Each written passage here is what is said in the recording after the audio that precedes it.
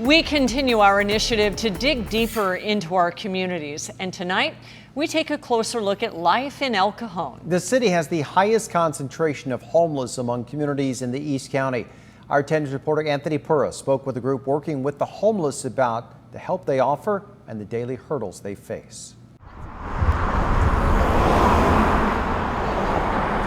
This is a typical morning. It's a typical morning looking for the homeless. They sometimes have tents, like actually right there, they usually have tents. Bernie Jordan and Joe Villanueva do outreach work for the Crisis House, stopping by the typical hot spots where the homeless tend to congregate, like Wells Park.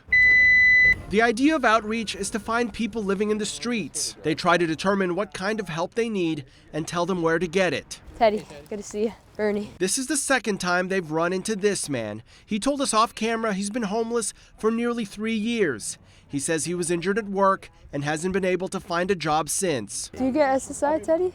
Filing for SSI is something Jordan and Villanueva think Teddy can get help with. But that's as far as the conversation goes this time. I'll give you my card too. There are 298 people living in the streets of El Cajon, according to the latest homeless count, another 489 that have shelters. Mary Case is executive director of the Crisis House.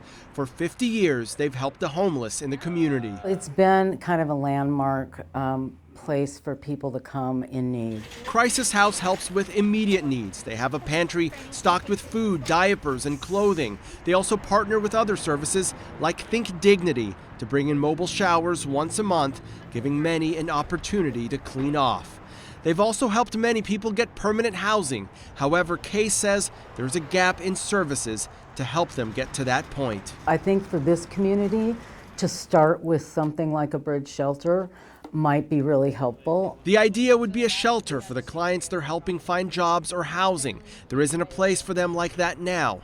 They lose track of them when they leave their doors, and sometimes they're a no-show at crucial times. I've had that happen where I've had some arrange for a service provider to come and meet somebody here, and they're not here. It's like, gee, they're here most days. However, Case says the community has been cautious at the idea of expanding homeless services. If we just did something in El Cajon, even though we've got the lion's share of the homeless, that then all the region's homeless would come to El Cajon. El Cajon City Manager Graham Mitchell says it's more than that. I know you say that there's some value in having one roof where everyone is there.